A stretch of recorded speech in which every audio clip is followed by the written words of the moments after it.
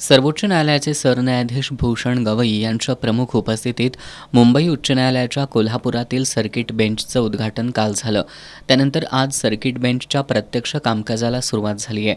आज पहिल्या दिवशी सर्किट बेंचच्या आवारात ज्येष्ठ वकिलांसह नवोदित वकिलांनी आणि पक्षकारांनी गर्दी केली होती. कोल्हापुरात मुंबई उच्च न्यायालयाचं सर्किट बेंच सुरू झाल्यामुळं स्थानिक नवोदित वकिलांसह पर जिल्ह्यातील वकिलांनी देखील समाधान व्यक्त केलंय. ॲडव्होकेट कुमार रेडेकर यांनी कोल्हापूर सर्किट बेंचमुळं पक्षकार आणि वकिलांचा देखील वेळ आणि पैशाची बचत झाल्याचं सांगितलं.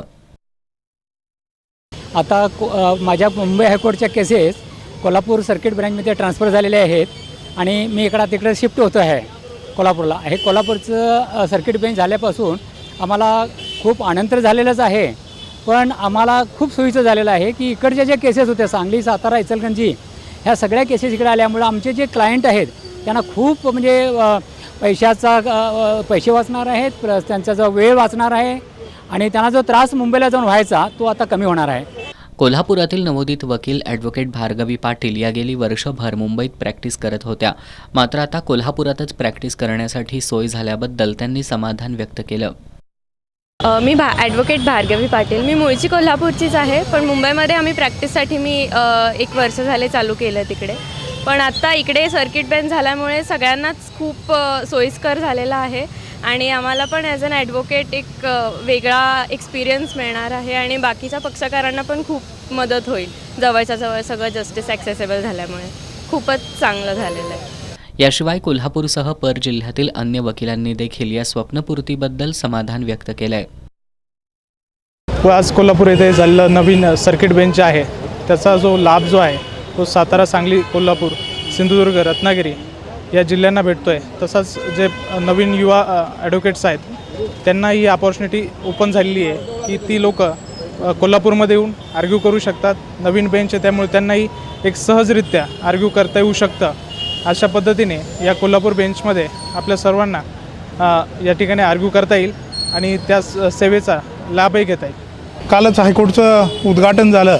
तसं पाहता कुठलाही पक्षकार असो किंवा शेतकरी बांधव असो, हायकोर्टात जायचं म्हणलं खर्च आला, मुंबईत राहण्याची व्यवस्था आली, काय वेळ दिवशी तर वडापाव खाऊन दिवस काढावा लागतो. परंतु आज कोल्हापुरात झाल्यामुळं खर्च कमी होतो.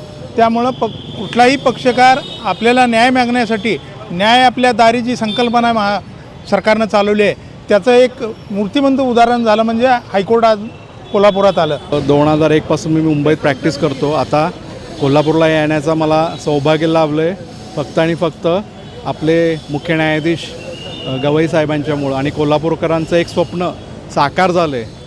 काल कसं गवई साहेबांनी आपल्या भाषणात म्हटलं की न्याय जो मिळेल सर्वसामान्य मिळेल व तो स्वस्त न्याय मिळेल, त्याचं स्वप्न साकारायला आम्ही कोल्हापुरात परत आलेलो आहोत.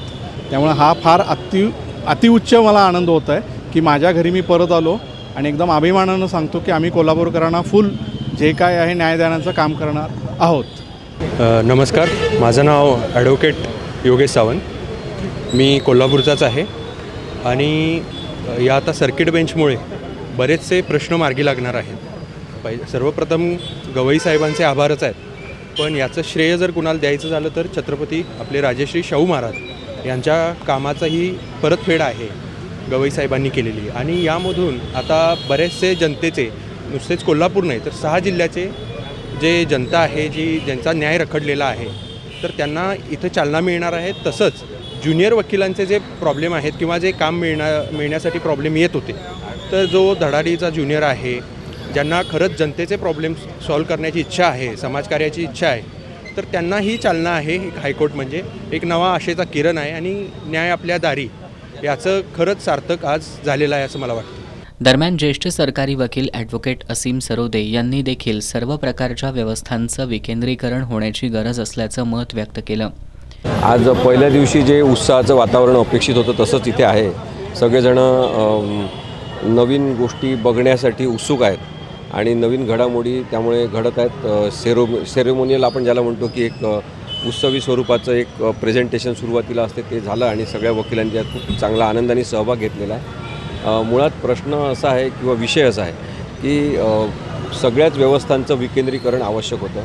तसं असताना इतके वर्ष कोल्हापूरच्या बेंचसाठी लागले ही दुर्दैवाची बाब आहे, परंतु त्याचा शेवट मात्र आनंदात झालेला आहे. हे जे सगळे 6 जिल्हे आहेत तिथल्या लोकांना न्याय मिळणार आहे. आपण पक्षकार केंद्रित दृष्टिकोन करणं आवश्यक आहे की जे पक्षकार कोर्टात येतात ते न्यायाची चाकं फिरवत असतात आणि न्यायव्यवस्थेला सक्रिय करत असतात.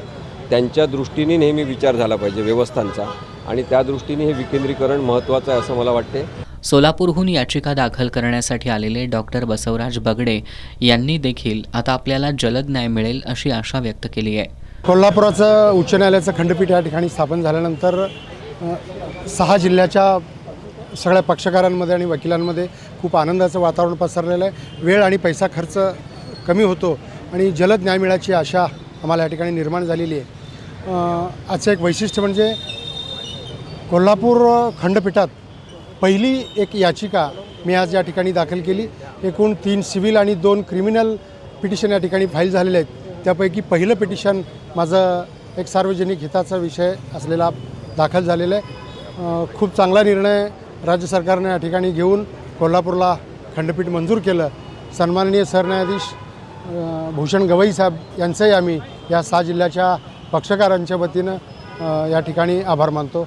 कोल्हापुरातील पक्षकार अभिषेक कुलकर्णी यांनी देखील कोल्हापूर सर्किट बेंचमुळं वेळ आणि पैशाची बचत झाल्याची भावना व्यक्त केली.